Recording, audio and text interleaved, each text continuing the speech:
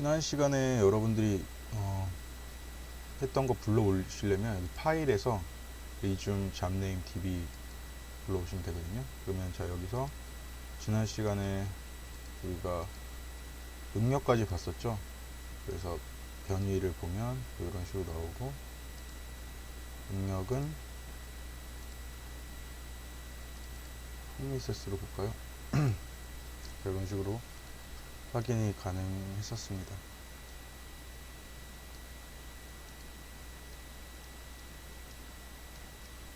자, 그래서 오늘 할 것은 이제 쉘 자체도 우리가 중력과 속도에 대해서 계산을 해봤고, 그 다음에 빔에 대해서도 해봤으니까 이러한 쉘과 빔을 조합해서 가건물 같은 그런 철골로 지어진 뭐 건축물이라고 할까요? 뭐 그런 거를 한번 해보고, 지난 시간에 말씀드렸다시피 지진 하중에 대해서 적용해서 같이 해석해 보기로 했잖아요. 그래서 그거까지 같이 해보는 시간을 가지도록 하겠습니다.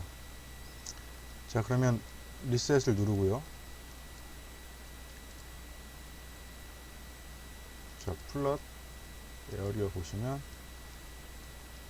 지난 시간에 만든 면이 이렇게 있고요. 자,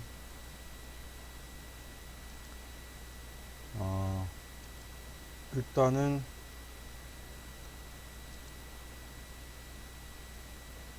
프리프로세서에서 로드 디파인 로드에서 딜리트 해주겠습니다. 가속도 값 들어간 거 있었죠. 그래서 딜리트 스트럭처, 우리가 이너시아에 줬었죠. 이너시아 그래비티를 다 제로로 만들고요. 그래비티에서 제로로 OK 누르시면 됩니다. 만드시고, 그 다음에 이쪽에 구속 조건 줬던 것도 지우도록 하겠습니다. 디스플레이스먼트, 우리가 라인에다가 디스플레이스먼트를 줬었죠.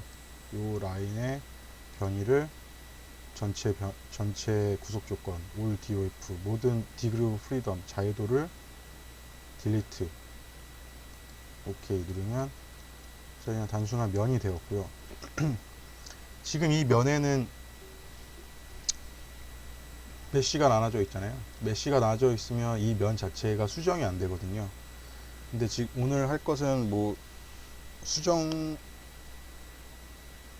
게 아니기 때문에 상관없지만, 그래도 우리가 이런 기능들을 써보는 걸 연습하는 시간이니까, 자, 메쉬에서 메쉬 툴, 그 다음에 이쪽에 보시면 메쉬, 오른쪽에 보시면 메쉬 에어리어 있고, 밑에 보시면 메쉬가 있고 클리어가 있습니다. 클리어. 이 클리어를 눌러서 이 면에 작성됐던 엘리먼트 요소를 지우는 작업을 했습니다. 그래서 보시면 이제 엘리먼트라는 게 없어요. 그래서 엘리먼트는 삭제가 됐고, 단순히 이제 이 면에 대한 기하학 정보만 남은 겁니다. 자, 이 상태에서 밑에다가 이제 기둥을 하나씩 그려볼게요. 기둥을 그리게 되면,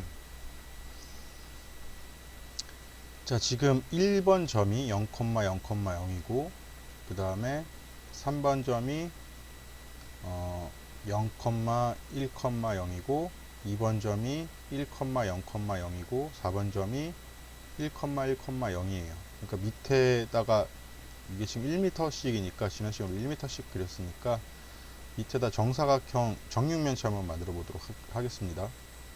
자, 모델링에서 크리에이트 키포인트. 자, 이제 이거는 여러분들 많이 반복하셨으니까 조금 빨리 지나가도 괜찮겠죠? 아니면 이 부분이 잘 숙달이 안 되셨으면 지난 동영상을 보시면서 좀 숙지를 해 주셔야 됩니다. 그래서 그래야지 뭐 할 수 있기 때문에 매번 이거를 계속 설명을 드릴 수 없으니까 좀 여러 번 반복하시면서, 그리고 메일에 뭐 해석 결과가 잘 안 나온다, 아니면 무슨 뭐 에러 메시지가 있다 하시는데,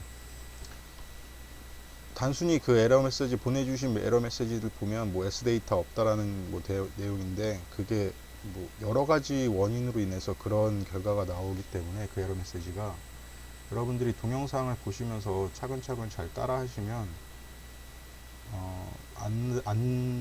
이게 안 될 리가 없거든요. 그렇기 때문에 다시 한번 내가 어떤 걸 놓쳤는지, 중간 과정에서 무엇을 놓쳤는지 확인하시면서 천천히 다시 한번 따라해 보시면 좋을 것 같습니다. 자, 1번, 2번, 3번, 4번은 이미 번호가 매겨져 있으니까 다음에 5번 점으로 할게요. 예를 들어서 지금 같은 경우는 이미 1번 점이 점뿐만 아니라 선에도 공유되어 있고 그 다음에 면에도 공유되어 있기 때문에 1번 점을 제가 1번이라고 해서 다시 그린다고 해서 바뀌진 않겠지만 간혹 가다가 이제 이 점의 번호 때문에 그러니까 점의 번호를 중복해서 적게 되면 지워지는 경우가 있어요. 앞에서 했던 점이. 그렇기 때문에 번호를 항상 중요시하게 생각하셔야 되고요. 자, 그래서 우리는 4번까지 했기 때문에 5번 점부터 하겠습니다. 5번 점은 밑으로 지금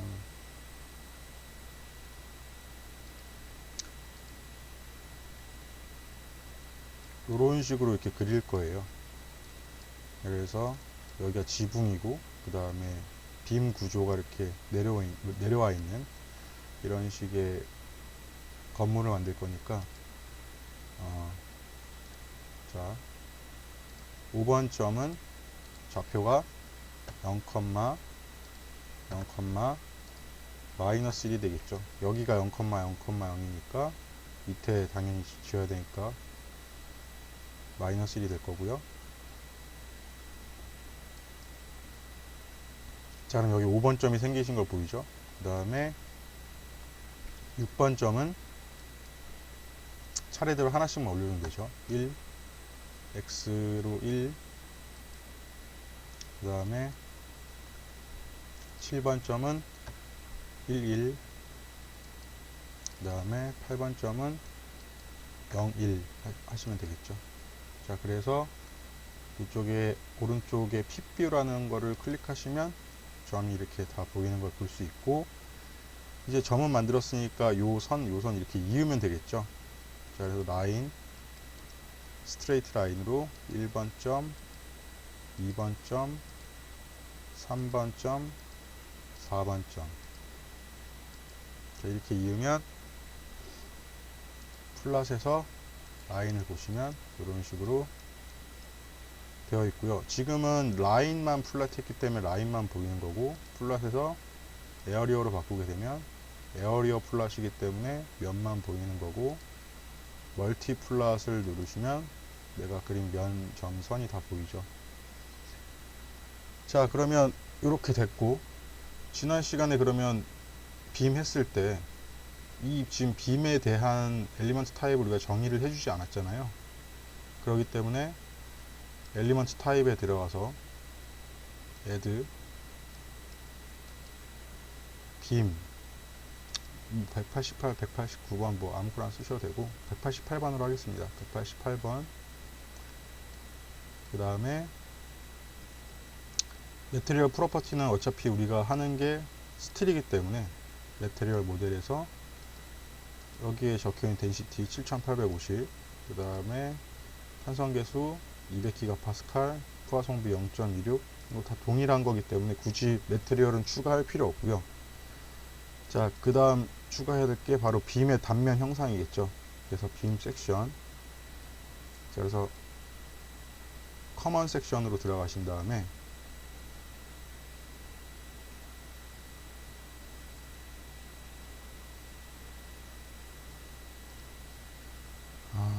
지금 이 섹션 1이 쉘로 되어 있기 때문에 이런 에러가 뜨는 거거든요. 자, 보시면 섹션 1이 쉘 1번으로 되어 있기 때문에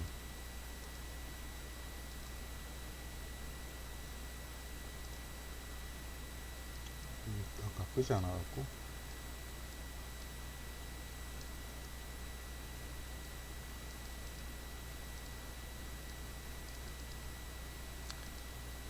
1번이 이미 지정되어 있기 때문에 1번을 쓸 수가 없다라는 거기 때문에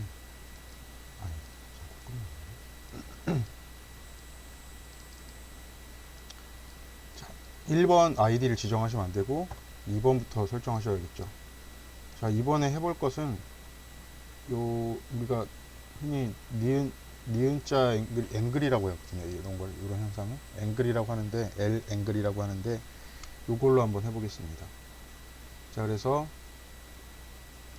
W1, 요 밑면의 와이드는 10cm로 하고, 그 다음에 W2도 10cm, 10mm, 100mm, 100mm로 하고, 그 다음에 티크니스는 0.1, 0.01로 하겠습니다. 자, 그러면 1cm 두께에 1cm 양쪽에 1cm 두께에 10cm의 와이드를 가진 L 앵글이 완성이 됐어요. 자, 그래서 OK를 누르시면 그 단면이 지정이 됐고, 그 다음에 이제 우리가 해야 될 것은 모델링은 이미 됐으니까 요소화를 해야겠죠. 메쉬에서 메쉬 툴, 자, 여기서 이제 에어리어는 아까 우리가 지난 시간에 지정했지만 다시 한번 해볼게요. 셋 어트리뷰트를 하면 매테리얼 넘버 1번 맞고 스틸, 그 다음에 리얼 컨스턴트 넘버는 없고, 그 다음에 엘리먼트 타입은 쉘 181번 맞고, 나머지 그 다음에 엘리먼트 섹션은 1번 맞고요. 자, 다음에 어트리뷰트에서 라인 셋, 자, 요 4개가 다 동일한 거니까 4개를 선택하고 좌클릭하고 OK를 누르면 매테리얼 넘버는 스틸 맞고요. 그 다음에 엘리먼트 타입 넘버는 빔 188번으로 해야겠죠. 그 다음에 섹션은 2번으로 해야겠죠. 2번. 아까 1번은 쉘로 지정되어 있는 거기 때문에 2번으로 하시면 됩니다. 자, 이렇게 해서 OK 누르시면 됩니다. 자, 그런 다음에 이제 메쉬를 나누면 되겠죠. 그러니까 메쉬를 나눌 때는 항상 낮은 차원에서 높은 차원으로 나누시는 게 유리해요. 그러니까 여러 가지 형상이 조합되어 있으면 가장 낮은 차원은 점이죠. 그 다음 선이고 면이고 볼륨이니까 점, 선, 면, 볼륨 순서로 메쉬를 하시는 게 좋아요. 자, 그래서 처음에 라인부터 하겠습니다. 라인, 메쉬. 요거 4개만 해당되는 거죠. 그죠? 오케이. 지난 시간에 우리가 플락 컨트롤에서 스타일, 사이즈 앤 쉐입을 키워놨기 때문에 여기 요거를 온이 되어 있기 때문에 지금 바로 나누면 형상이 보이는 거예요. 만약에 내가 스타일에서 사이즈 쉐입을 5% 놓게 되면 그냥 이렇게 선 엘리먼트로 보이는 거죠. 자, 근데 일단 나온 김에 한번 보도록 하죠. 자, 여러분들 생각해 보세요. 어떤 사람이 이제 가건물을 짓는데 이런 빔을 이런 식으로 박을까요? 아니겠죠. 뭔가 좀 얘 자체는 얘는 이렇게 해서 이렇게 돌아야 될 것 같고, 얘도 이렇게 돌아야 될 것 같고, 얘도 이렇게 돌아야 될 것 같죠. 그래야 좀 더 안정감 있고 보기에 미관상도 좋고, 그죠? 그렇기 때문에 이게 임의로 이렇게 돌아가게 됐잖아요. 이거 어떻게 돌릴 것인가, 그거를 봐야 되는데 어떻게 돌리냐면, 자, 일단 기본적으로 바꾸지 않아도 될 거는 얘죠. 얘는 안 바꿔도 되는 건데, 자, 그러면 나머지 3개는 돌려야겠죠. 얘는 시계 방향으로 90도 돌리면 되나요? 그렇죠. 시계 방향 90도 돌리면 되고, 얘는 180도 돌려야 되고, 얘도 90도, 얘도 몇 도시기? 하여튼 뭐 돌려야 되네요. 그죠? 자, 돌려보겠습니다. 그럼 어떻게 돌려야 되냐?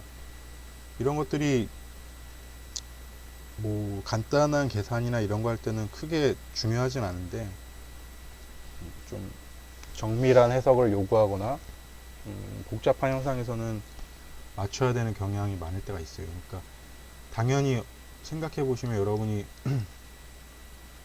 단면 모멘트를 우리가 계산해 봤을 때 일자가 이렇게 있을 때 힘 받는 거랑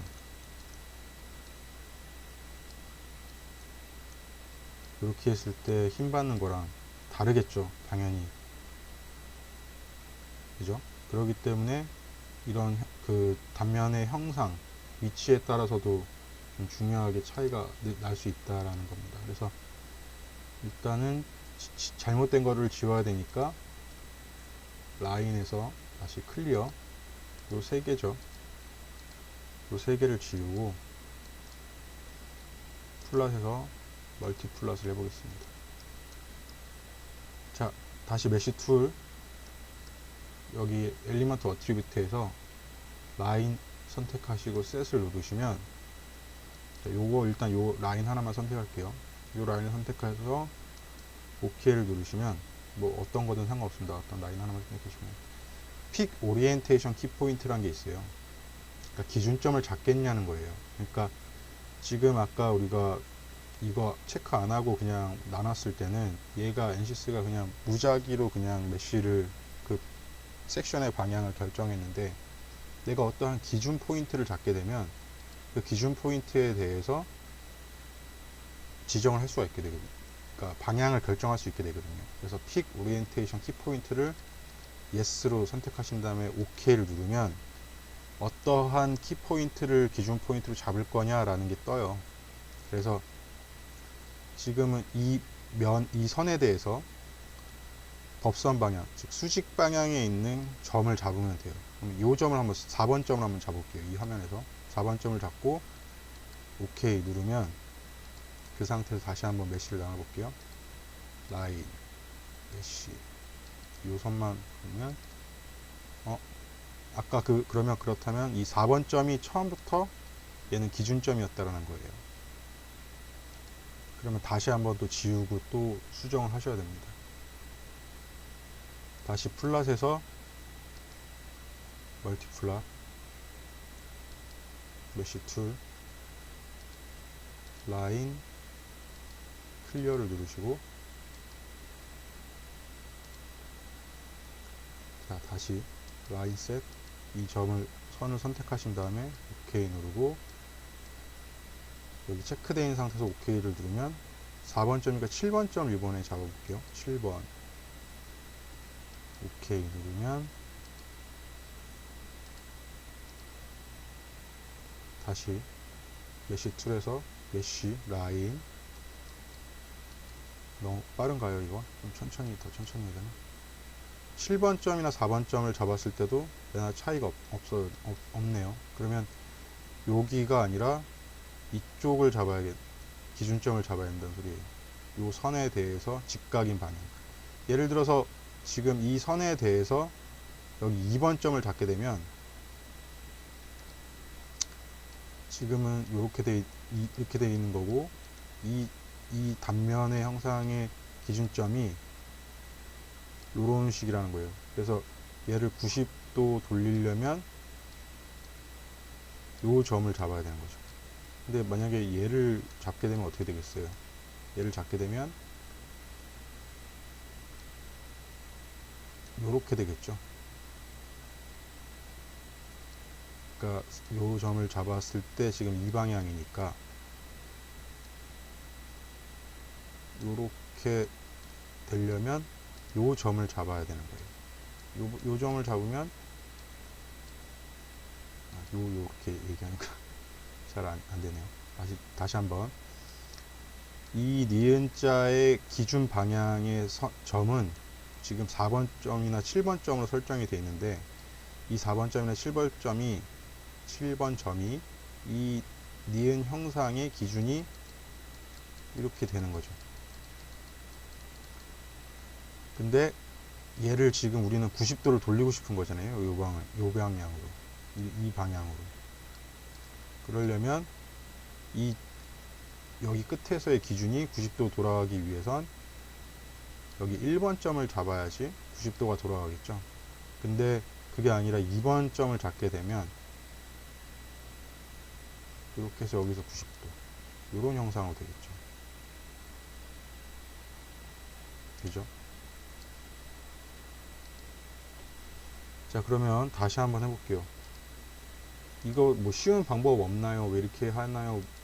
물어보시는 분도 계시는데, 네, 쉬운 방법이 없습니다. 이게 좀 고전적인 클래식 버전이라 그러거든요. 클래식 버전이고, 이 클래식 엔시스는 언두 메뉴도 없고, 이런 것들에 대해서는 좀 굉장히 취약해요. 그리고 좀 약간 노가다성이 강해서, 네, 이런 식으로 하고 있습니다. 다시 지우고 클리어로 메시 툴에서 셋 요 선을 잡고 OK를 누르면 1번 점을 잡으면 되겠죠. 1번 점을 잡고 OK 누른 다음에 다시 한번 메시를 나눌게요. 메시 툴에서 라인 메시. 자, 그러면 네, 우리가 원하던 방향으로 돌아가게 됐습니다. 자, 그러면 4번 같은 경우는 아마 3번을 잡으면 될 것 같아요. 그죠? 여기서 셋 OK 누르고 3번 점을 잡고 라인 메시 원하는 모양으로 됐고요.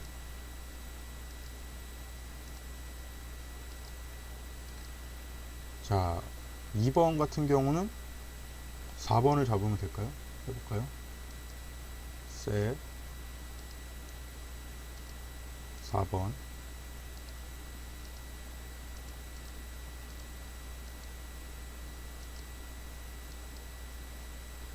그러네요. 4번 점을 잡으면 돼요. 그러니까 지금 보니까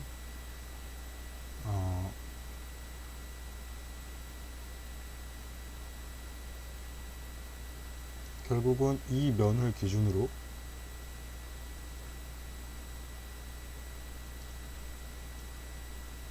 이 방향, 그죠?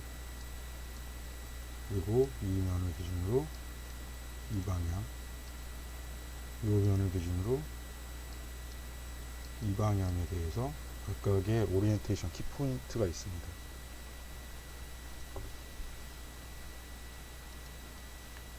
자, 그 다음에는 에어리어를 나누면 되겠죠. 에어리어는 이미 뭐 세팅이 아까 되어 있는 거 확인했고, 엘리멘트 어트리뷰트가 세팅되어 있는 거 확인했고, 이번에도 사각형으로 나눠보겠습니다. 사각형 풀이로 메쉬를 나누게 되면 이렇게 메쉬가 나눠진 걸 볼 수 있습니다. 근데 여기 보시면 떨어진 것 같이 보이잖아요. 근데 실제로는 얘가 연결이 되어 있는 거고, 그러니까 이걸 형상화하면서 우리가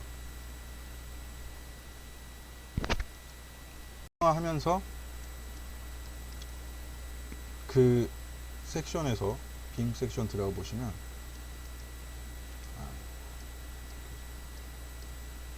빔을 먼저 설정하고 해야 되는데, 자, 오프셋을 우리가 센트로이드로 잡았기 때문에 그런 거예요. 그러니까 어떤 로케이션으로 잡게 되면 여기에 딱 붙여서 뭐 할 수도 있는데, 근데 이게 지금 떨어졌다고 해서 얘가 떨어져서 해석되는 게 아니기 때문에, 왜냐면 스타일에서 사이즈 쉐입을 보시면 오프를 하시면 이렇게 붙어 있는 걸로 다 나오거든요. 근데 이제 이걸 형상화 하려다 보니까 라인을 기준으로 우리가 아까 이 섹션을 잡은 위치가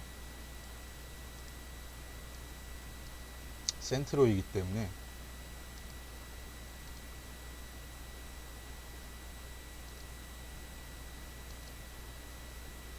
센터가 아마 이 L 앵글에서 센터가 아마 여기쯤 되겠죠.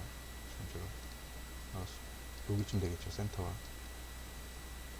그러니까 이 선의 그 점을 중심으로 여기서 그리다 보니까 이만큼의 간격이 떨어져서 보이는 거죠. 그러기 때문에 그런 거고. 네, 이런 것까지는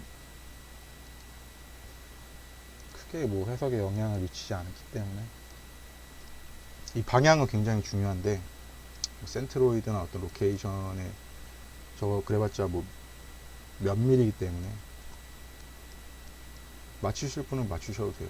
커먼 섹션에서 만약에 맞추고 싶다 그러면 로케이션, 뭐 쉐어 센트로도 있고 오리진도 있고 로케이션을 해서 그 좌표값을 어떤 그 선을 기준으로 어디서부터 어디로 그려라 라고 맞추시면 되는데, 저 맞추는 게 더 어렵거든요.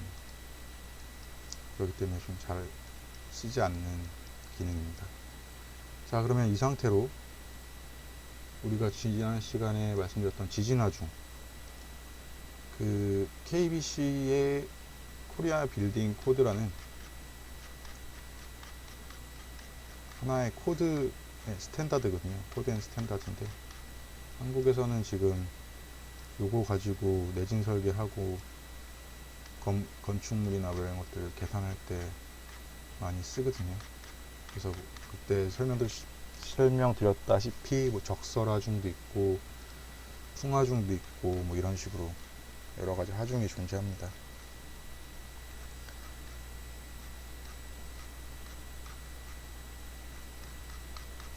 그리고 제가 자꾸 이렇게 25분씩 끊어서 하려면 좀 뭔가 좀 그 안에 딱딱딱 맞추기 어려워서 그냥 한 번에 동영상 올리는데, 혹시나 그게 좀 불편하시면 메일을 주세요. 그러면 그런 분들이 불편하신 분이 많으면 제가 그렇게 바꿔보도록 하겠습니다. 근데 그냥 한 번에 쭉 하는 게 좀 더 괜찮은 것 같아갖고.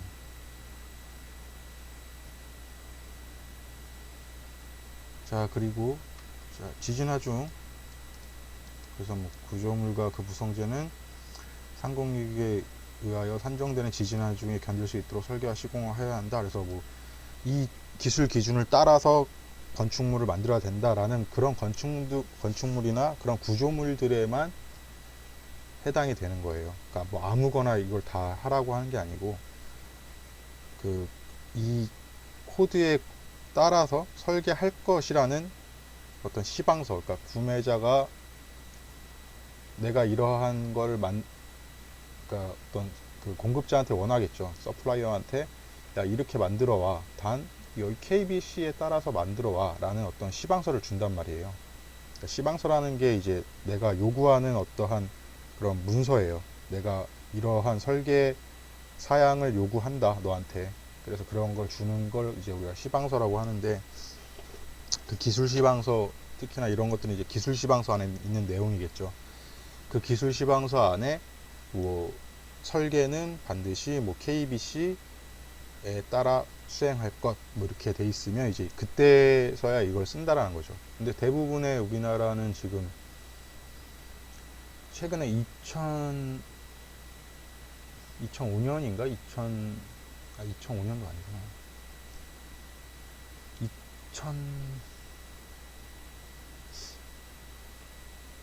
2005년인가 2005년이었던 것 같은데, 2005년에 4층 이상 건물에 대해서는 아마 이거를 적용하라고 저는 알고 있고, 이후로 경주 지진 난 이후에는 2층 이상 건물은 다 이걸로 이제 설계해야 된다고 얘기를 들었어요. 그래서 하긴 하는데, 우리처럼 이렇게 해석 프로그램 이런 FEM을 적용해서 할 수도 있지만, 여기서는 보면 대부분 다 수계산이거든요. 손으로 계산하는 그런 과정에 대해서 나오는 거고. 자, 그러면 보도록 합시다. 그래서 지진 위험도 결정해서 지진 및 지역 계수 이렇게 해서 보면, 지진 1을 제외한 전 지역은 0.11. 그래서 지진 2가 어디냐면 강원도 북부, 전라남도 남서부, 제주도예요. 그래서 그 외에는 이제 0.11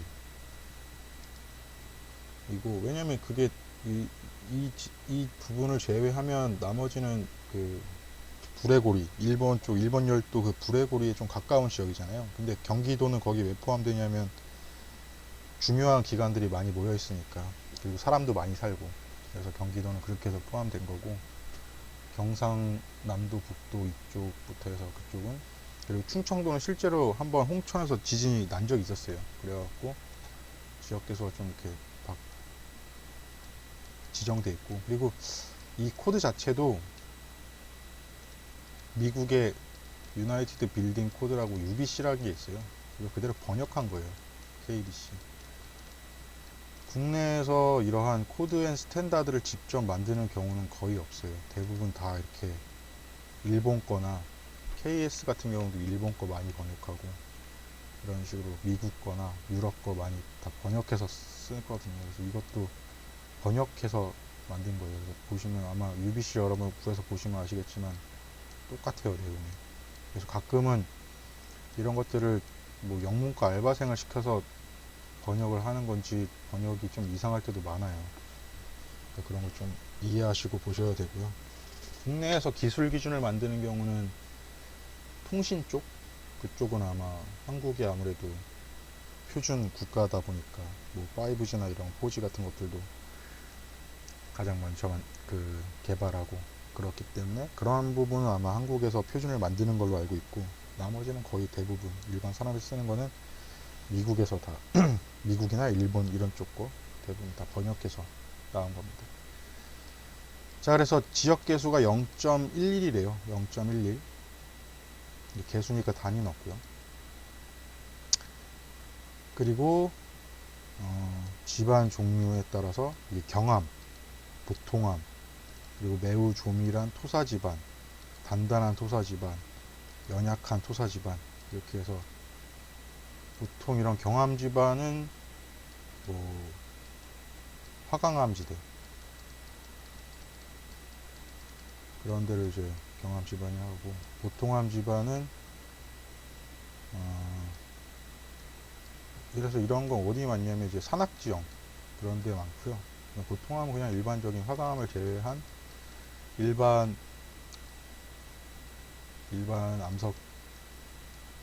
암석인들 얘기하고, 그 다음에 이것도 뭐 지역마다 좀 달라요. 그래서 가장 많이 쓰는 게 요거예요. 단단한 토사 집안. 거의 다 아마 이 SD 값을 쓰는 것 같더라고요. 그러니까 저도 제가 지질학이나 이런 게 전공이 아니라서 정확하게 뭐라고 말씀드리지는 못하겠는데, 이게 이렇게 내려갈수록 어떻게 될 것 같아요, 여러분? 그러니까 아주 단단한 집안에 건물을 세우는 거랑, 보시면 이렇게 쭉 내려가면 어때요? 점점점 약해지죠. 약해지는 곳에 건물을 세우는 거랑 굉장히 좀 차이가 많이 있겠죠. 얘가 훨씬 더 안전하겠죠. 그러니까 이 안전하다는 차이를 우리가 어떻게 알 수 있냐면,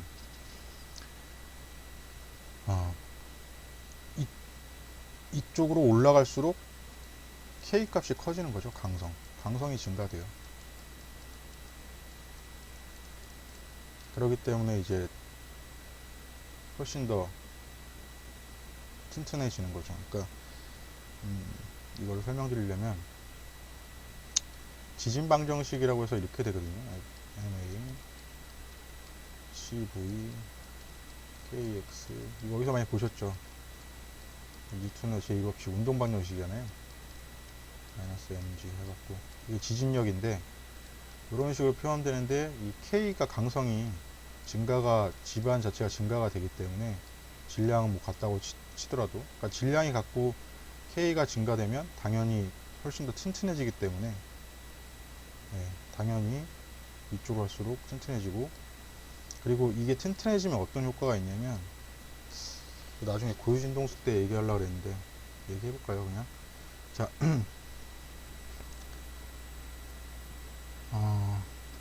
좀 간략하게 얘기할게요. 길어지면은 또 안 되니까.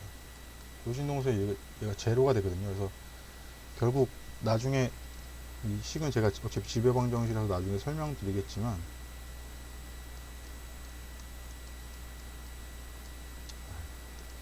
다음에 설명드리도록 하겠습니다. 이것만 가지고 또 얘기해야 되니까. 자, 그래서 뭐 연약한 토사지방 같은 경우는 뭐 이런 것들은 국내에는 뭐 없는 구조라고, 그러니까 없는 집안이래요. 그래서 안 쓰기 때문에 단단한 토사지방, 이거 가장 약한 것 중에 두 번째 거, 요거서 SD 요거를 가장 많이 사용합니다. 그래서 여기 그래서 지진 지역이 1번이면 아까 MA가 0.11이었죠. 그리고 얘는 0.7이었나요?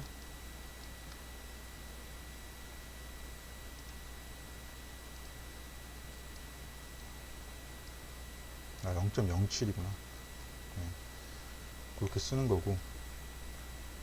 그래서 우리가 이런 식으로 뭐 스펙트럼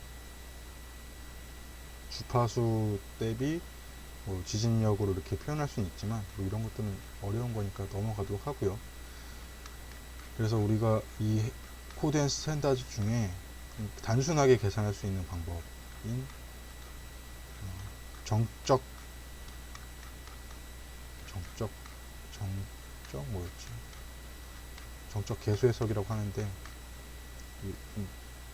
코드마다 용어가 틀려서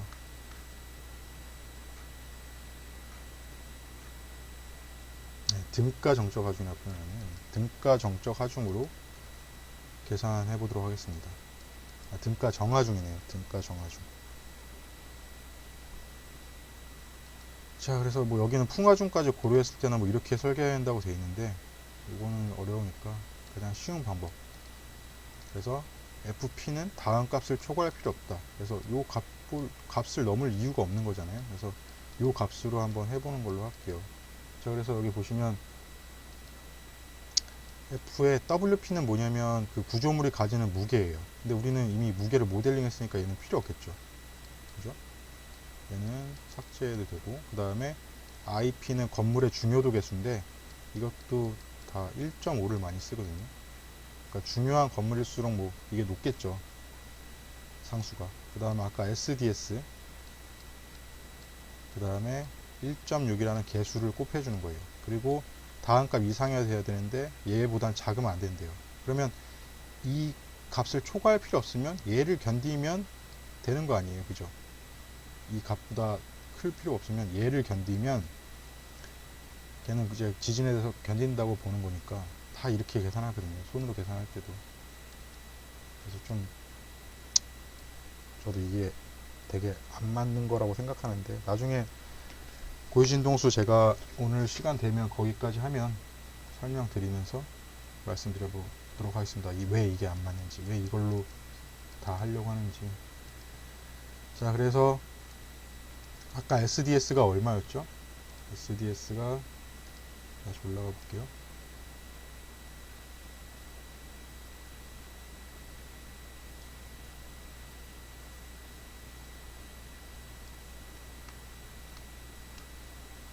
중요도에서 아까 나오죠. 지진 후 피해 복구하거나 뭐 이런 게 쭉 있을 때 여기서 1.5, 1.2, 1.0 있는데 가장 높은 걸 많이 써요. 1.5.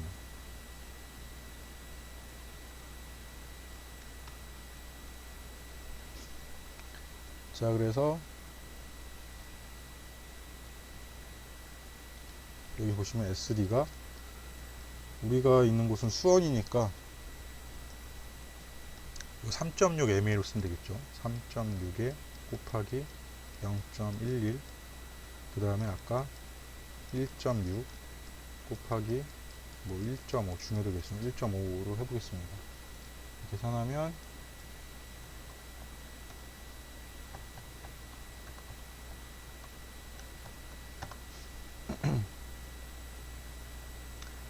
0.9504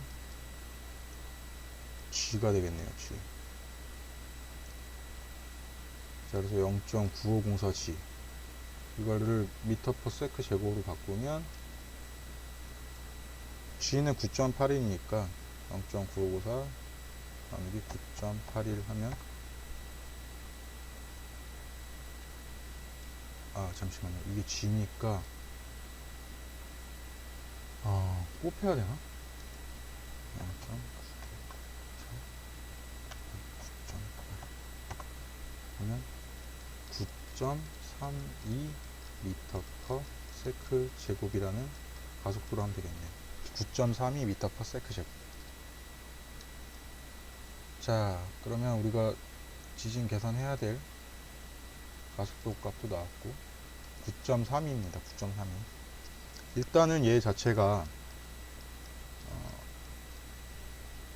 스틸 구조물이고 구속을 해야겠죠. 그 바닥이 고정되어 있다고 구속을 하게 되면 로드에서 어플라이 스트럭처 디스플레이스먼트에서 요 점 밑에 점 4개를 구속하면 되겠죠. 키포인트 요점 요점 요점 요점 OK 누르신 다음에 모든 자유도 구속하시고요. 자, 그 다음에 다시 어플라이 스트럭처에 지난 시간에 우리가 가속도 이너시아로 준다 그랬죠. 가속도는. 그래서 여기서도 그냥 그래비티로 주시면 똑같습니다. 중력은 지금 봤을 때 Z 방향의 중력이 발생된다고 했지만 지진력도 마찬가지예요. X랑 Y의 그 가속도가 전체적으로 글로벌로 오면 되는 거거든요. 그래서 자, X에도 9.32, 그 다음에 Y도 9.32 주도록 하겠습니다. 그리고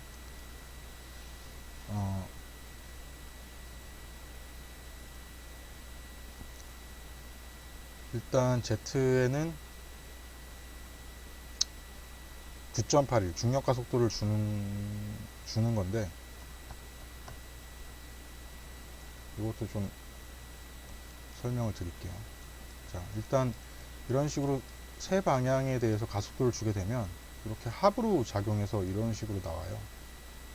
자, 그래서 일단 솔브를 해보죠. 솔루션, 솔브, 커런트 S.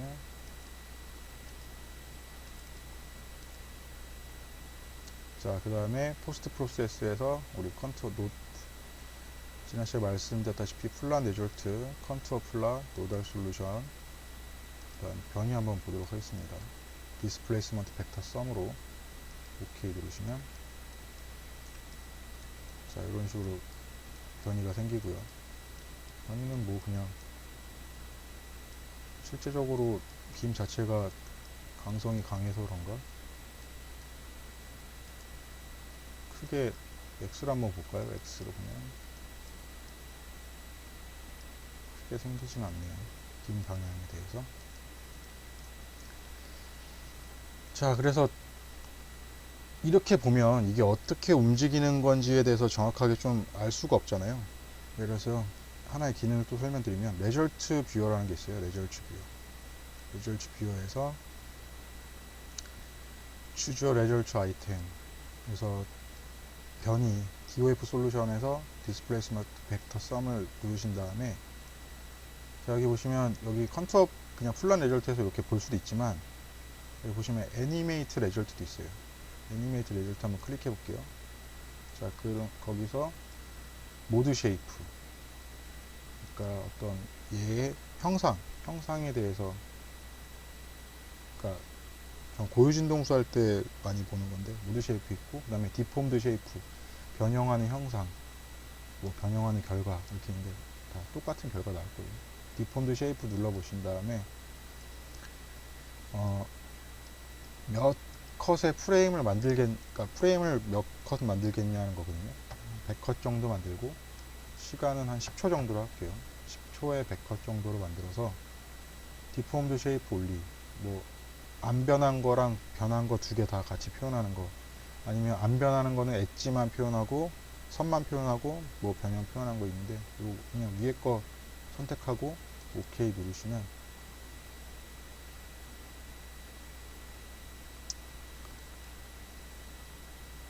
프레임 레저트가 나옵니다.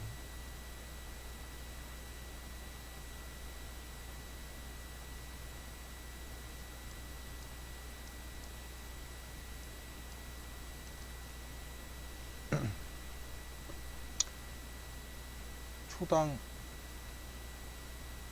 너무 많이 했나? 초당 100컷이니까 너무 많아서 더 볼 거였는데.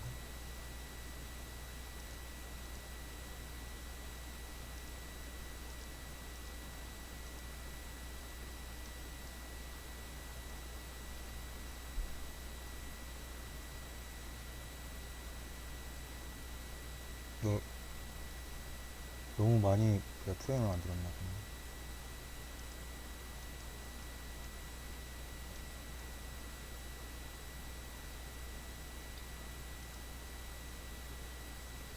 원래 이 정도로 버벅거리지 않는데.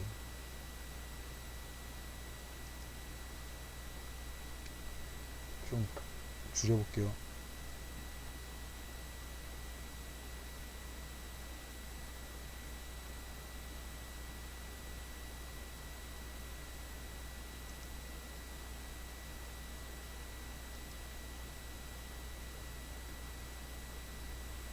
한번 만들어 보겠습니다. 애니메이트에서 디펌브 쉐이프 10컷만 할게요. 10컷 초당 10개.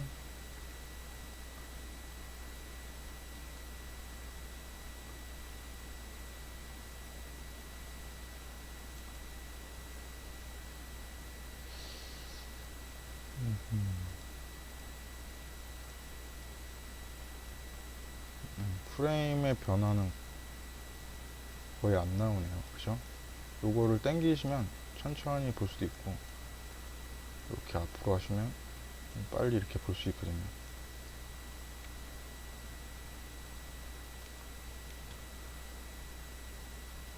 자, 이렇게 애니메이트 효과를 볼 수 있고요. 지금 아마 이게 엘리먼트 쉐이프 자체가 켜 있어서 스타일가 이게 안 나오는 것 같은데, 다시 한번 해보도록 하죠.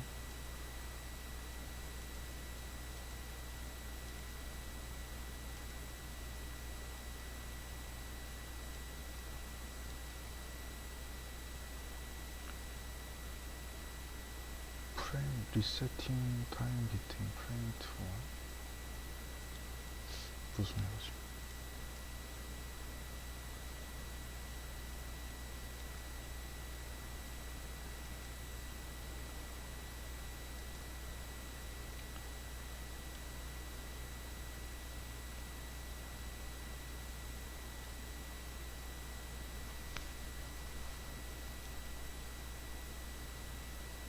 프레임이 저 빔을 얘기하는 게 아니고 화면 프레임을 얘기하는 것 같은데.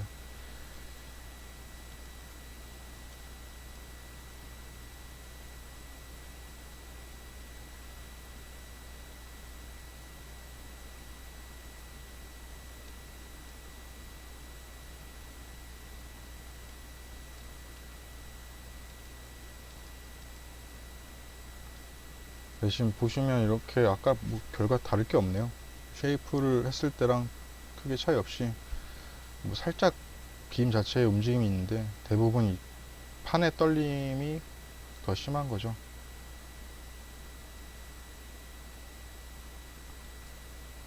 자, 여러분들도 이게 지금 그 엘리먼트 쉐이프를 켰다가 이거를 디폼드 쉐이프를 하면서, 원래 이게 쉐이프를 키면은 좀 여기서 오류가 많이 생길 때가 있거든요. 레저럴트 뷰어에서. 그것 때문에 그런 건지 정확한 원인은 모르겠는데, 애니메이트 기능 같은 경우는 그 해석자가 어떤 형상이나 이런 것들을, 변형 형상을 쉽게 보기 위해서 많이 쓰는 기능인데, 저도 제가 잘 안 쓰다 보니까 정확하게 이유를 모르겠는데, 1초만 해볼까요? 1초만 엣지로 변형을 해보고,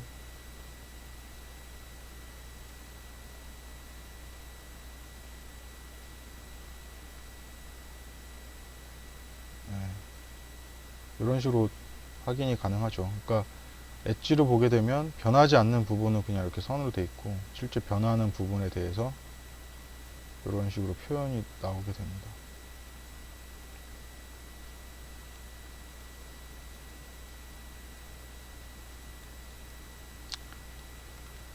자, 그래서 이런 기능도 있고요. 그 다음에 응력도 한번 볼게요. 응력은 폼미셋으로 보도록 하겠습니다. 자, 보시면 응력이 쉘 면에만 집중이 되어 있죠. 실제적으로는 어떠실 것 같아요? 원래는 빔에서 응력이 좀 나와야 될 것 같은데 쉘로만 되어 있단 말이에요. 그러니까 뭐냐면, 지난 시간에 말씀드렸던 것처럼 빔의 그 면적 형상이 없기 때문에 빔에서 지금 응력이 표현이 안 되는 거거든요. 다 이렇게 파란색으로 나오는 건데, 그래서 플락 컨트롤에서 스타일 사이즈 쉐입을 해서 이 쉐이프 ON을 누르시면 빔에서도 이제 응력이 나오는 걸 확인할 수 있죠. 근데 지금 보면 맥스가 쉘에서 나오네요. 아무래도 쉘이 많이 변이가 생기다 보니까 쉘에서 나오는 것 같고,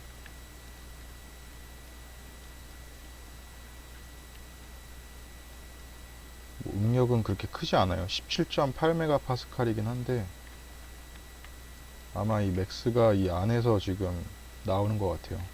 그러니까 밴딩이 일어나면서 이쪽은 아랫면은 지금 인장이 되고 위에는 압축이 되면서 이제 이 겹치는 부분에 대해서 응력이 나온 것 같고, 그리고 이것도 지금 여기서 나온 거 보면 이 면에 대한 메쉬가 너무 크게 나눠져서 지금 보시면 그냥 이렇게 딱딱 꺾이는, 세 개로 꺾이는 이미지가 나오잖아요.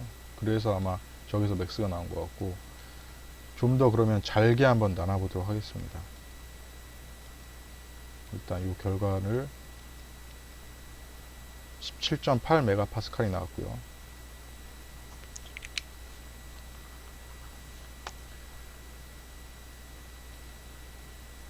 메쉬에서 메쉬 툴, 에어리어, 클리어, 오케이 누르고, 자 다시 메쉬 툴에서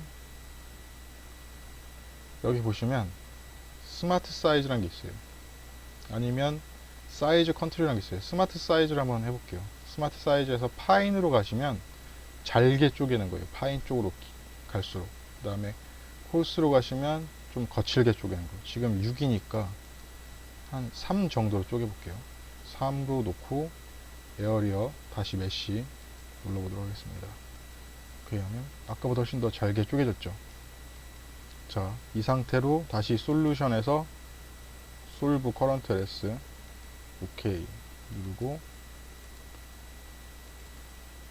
제너럴 포스트 프로세스에서 노달 솔루션 다시 한번 응력을 보도록 하죠. 봄미세 스트레스. 자 보시면 이번에는 맥스가 어디냐, 여기네요. 그러니까 실제로는 여기가 맞겠죠. 아까 거기보다는. 그러니까 아까는 메쉬의 크기가 너무 커서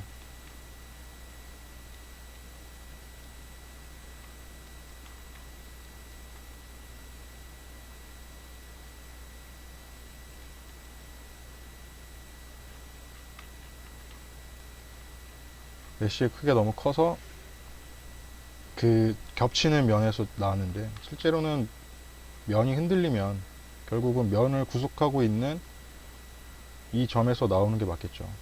그러니까 빔 자체가 면을 구속하고 있는 형상이니까. 그리고 지금 보면 빔에서 거의 나오지 않는 이유는 뭐 빔 자체가 지금 강성이 높은 것 같아요. 그래서 딱 봐도 빔 사이즈가 지금 크니까,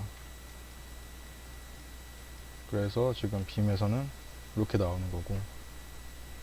그리고 아까 제가 중력 가속도 9.81을 넣어줘야 된다고 말씀드렸던 이유는, 당연히 지난 시간에 우리가 말씀드렸던 것처럼 지진이라는 하중도 실제로는 대부분의 그런 건축물이나 이런 것들은 수평 방향에 대해서만 고려를 하거든요. 수직은 잘 고려 안 해요. 왜냐하면 건축물이라든지 뭐 이런 것들은 수직의 그러니까 압축력이나 이런 것들은 굉장히 강하잖아요. 그러니까 기둥 같은 것들도 여러분 보시면 콘크리트 같은 경우도 압축은 굉장히 강하거든요. 근데 문제는 뭐냐면 항상 쉐어예요, 쉐어.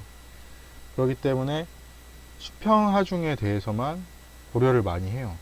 그러니까 실제로는 그 지진 하중 자체도 동서남북 수직 방향 다 있거든요.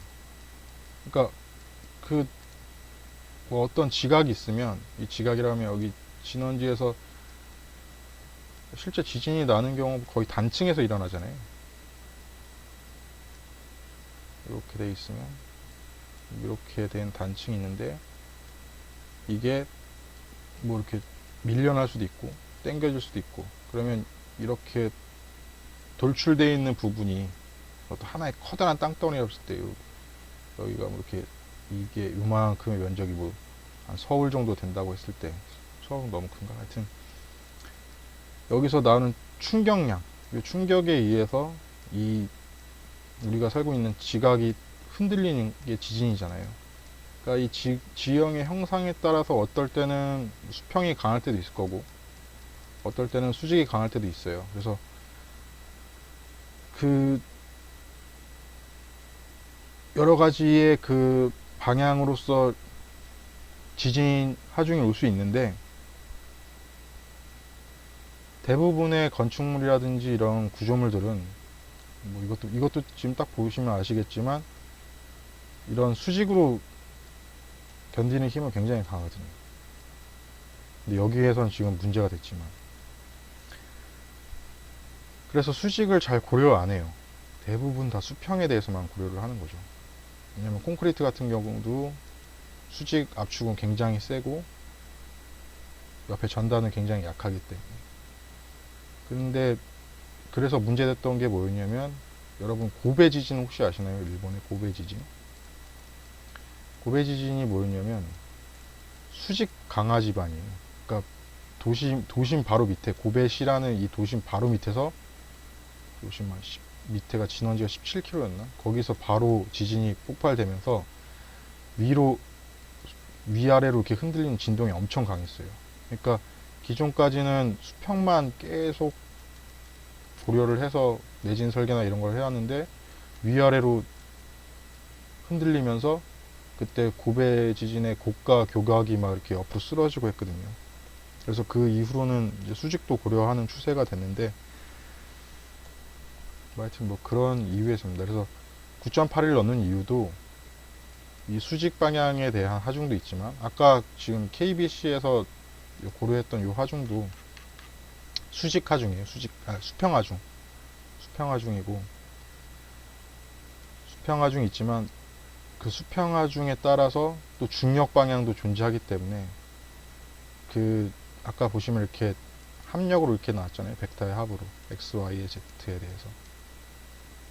그래서 동시에 고려해서 수직과 수평에 대해서, 뭐 수직력은 저희가 넣어주지 않았지만 최소한 중력이라도 넣어서 그런 식으로 한번 계산을 해봤고요.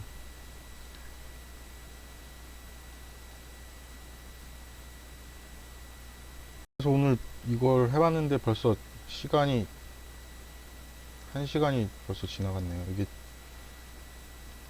너무 빨리 시간이 지나가서, 원래 여기에 무게도 얹어보고 여러 가지 해보려고 했는데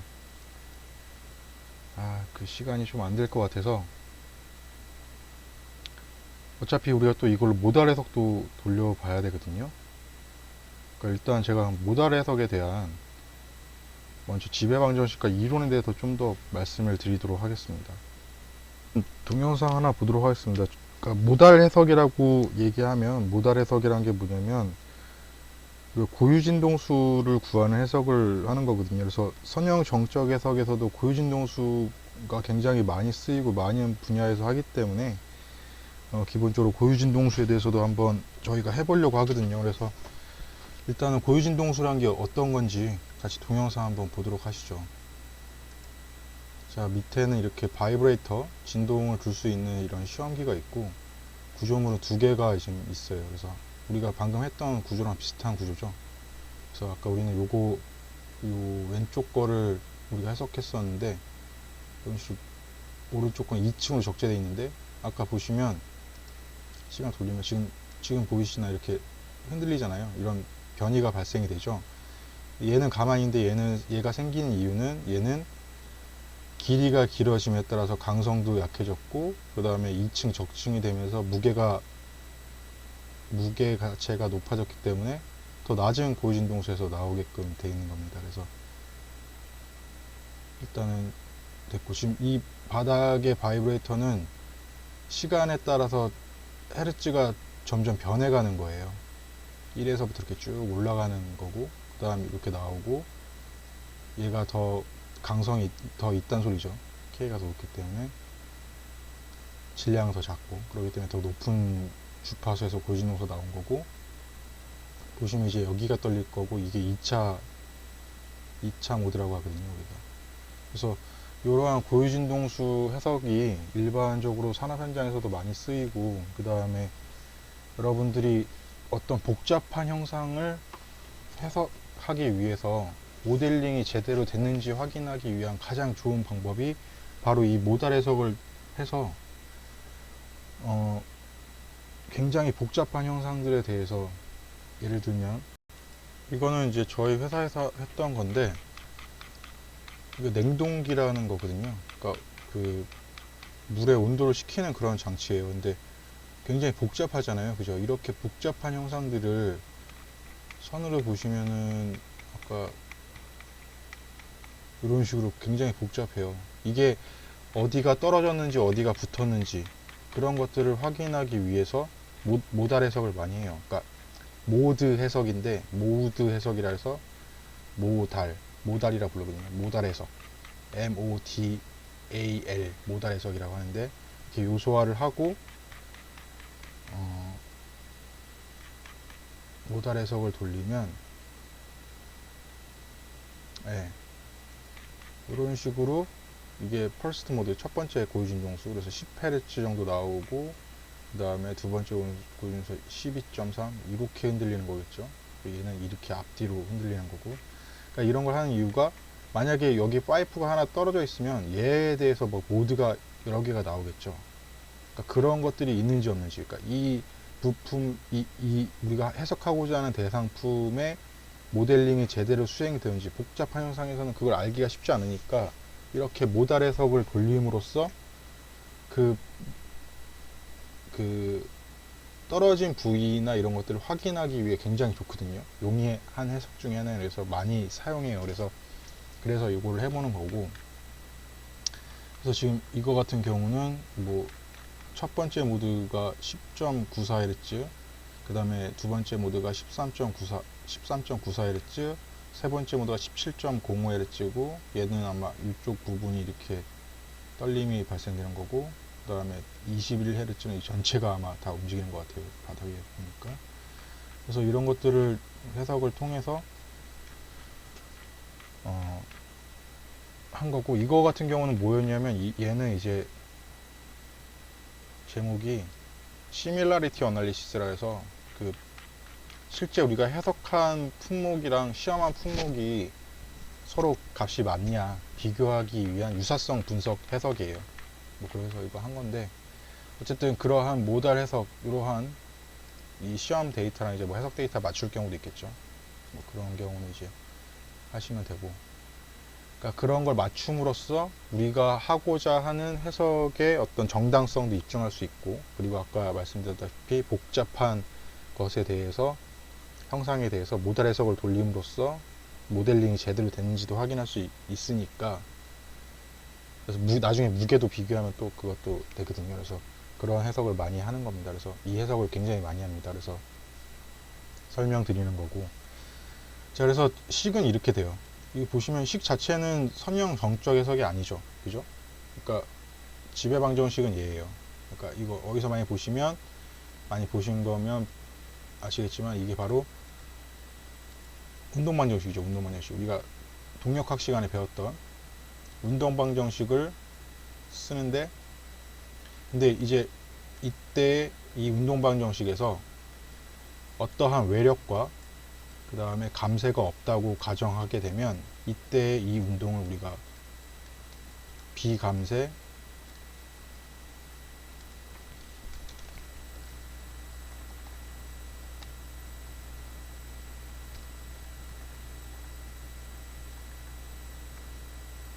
비감쇄 자유진동이라고 해요. 그래서 이러한 비감쇄 자유진동 자체를 우리가 고유진동수라고 해요.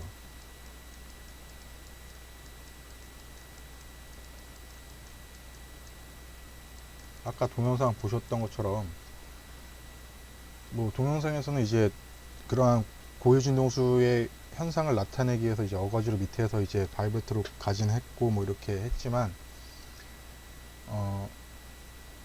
이 고유진동수 자체가 발생되는 이유는 결국은 뭔가 이렇게 여러분이 볼펜이나 이런 것들을 쭉 당겼다가 탁 놓게 되는 순간 이 볼펜이 이렇게 좌우로 흔들리게 되겠죠. 볼펜은 너무 좀 강성이 강하구나. 좀 더 약한 거를 보시면 좌우로 이렇게 흔들리게 돼요. 그러니까 이러한 현상들이 모든 물체는 원래 제자리로 돌아가려는 그런 현상이 있잖아요. 그러니까 어떤 외력에 의해서도 정상 상태를 유지하려는 그러한 현상이 있는데, 그런 것들이 바로 깨지는 순간이 바로 그 고유진동수 때문에 그런 거거든요. 그래서 그런 돌아가려는 그러한 성질 자체를 역으로 더 흔들게 되는, 그러니까 이게 말로만 설명을 하니까 좀 어려운데, 그러니까 그런 것들을 이제 고유진동수라고 소위 얘기하는데, 그래서 그러한 고유진동수를 구하는 식이 바로 이 운동방정식에서부터 이제 유도가 되고, 이때 외력과 감쇄를 0으로 하게 되면, 얘를 0으로 놓고 얘도 0으로 놓게 되면 요런 식이 써지게 되죠. 바로 이게 이제 이 모달 해석에 대한 지배방정식이 되겠죠. 근데 이 자체는 지금 보면 선형 전적이 아니지만, 왜 이거를 선형 정적으로 풀 수 있냐면, 어차피 얘 자체에 대해서 지배를 하는 방정식은 고유진동수처럼 이렇게 사인의 어떤 형태로 운동을 하기 때문에 얘 자체 x의 해를 이러한 사인 함수로 놓을 수 있게 되거든요. 그렇기 때문에 이때 얘를 유도하게 되면 이렇게 유도가 가능해요. x에 대입하게 되면 얘를 두 번 미분하면 이렇게 되고, 그 다음에 x의 해를 이렇게 놨으니까 두 번 미분하게 되면 안에 있는 오메가 나오면서 마이너스 오메가 제곱에 x 사인 오메가 t가 돼서, 이 위의 식에 그대로 이 두 개를 대입하게 되면 이 식이 나오게 되는 거죠. 근데 우리가 구하고자 하는 이 해 자체가 0이 될 수가 없잖아요. 왜냐면 얘는 이렇게 실제로 운동을 하는 애니까. 근데 이게 0이 되기 위해선 당연히 이 앞에 행이 0이 돼야 되는 거겠죠. 그러다 보니까 최종적인 그 비감쇄 자유진동의 지배 방정식은 결국은 이러한 선형 해석이 되는 거죠. 그래서 여기 때 오메가를 오메가 n이라고 많이 표현하고, 이때 고유진동수로 갑니다. 그래서 이때는 각속도인데 이걸 이제 주기함수로 바꿔서 프리퀀시로 바꾸게 되는 거죠. 그래서 2파이 f 2파이 이때 프리퀀시 주기는 오메가가 되기 때문에 이런 식으로 바꿔 쓸 수 있는 겁니다. 그래서 프리퀀시로 우리가 표현하고자 하면 넘기면 2파이분의 오메가가 되고, 이런 식으로 프리퀀시로 표현할 수 있게 되는 거죠. 그래서 우리가 다음 시간에는 고유진동수 해석도 같이 한번 해보도록 하고요. 그리고 지난 시간에 설명하다 넘어갔던 여러가지 하중들에 대한 조합, 이것도 한번 다음 시간에 같이 한번 해보도록 할게요. 그래서 다음 시간에 이제 고유진동수에 대해서, 우리 모달 해석에 대해서 같이 한번 해보고, 그 다음에 또 여러가지 하중들에 대해서 어떻게 조합하는지. 그러니까 지난 시간에 우리가 넘어갔던 게 뭐였냐면, 그 외팔부에 대해서 Y방향에 대해서 포스 주고, 그 다음에 중력을 별도로 계산했어요. 근데 그걸 동시에 주게 되면 어떤 현상이 일어나고, 그 다음에 그거를 각각을 계산한 다음에 나중에 다시 더하는 결과랑 어떤 차이가 있는지를 보고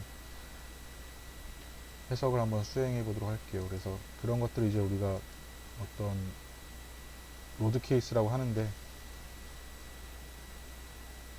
그런 그런 여러 가지 하중에 대해서 한 번에 계산할 수 있는 방법과 나눠서 계산하는 거에 대한 차이도 한번 알아보고, 모달 해석에 대해서도 알아보고, 그리고 지금 이 모양에 대해서 이런 식으로 이렇게 구조물이 있는 경우는 거의 없겠죠. 그 위에 뭐 어떤 질량이라든지, 그리고 그 질량에 대한 분포 하중을 어떻게 줄 것인지, 그런 것들에 대해서도 한번 알아보는 시간을 갖도록 하겠습니다. 만약에 여기가 이제 밑에가 주차장이고 여기 위에가 이제 2층부터 시작되는 건물이라고 생각해 보시면, 이 안에는 이제 뭐 방이니까 뭐 가구들 배치도 있을 수 있고, 그 다음에 무슨 뭐 여러 가지 질량이나 이런 것들이 무게가 이제 하중으로 존재할 수 있겠죠. 그런 것들을 분포 하중으로 줄 것인지 아니면 어떤 그냥 단순히 그 점에 하나의 그냥 질량체로 주고 그거를 표현할 것인지 뭐 이런 것들에 대한 차이도 한번 알아보는 시간을 갖도록 할게요. 그래서 오늘은 여기까지 하고요. 조금 시간이 한 10분 정도 남았는데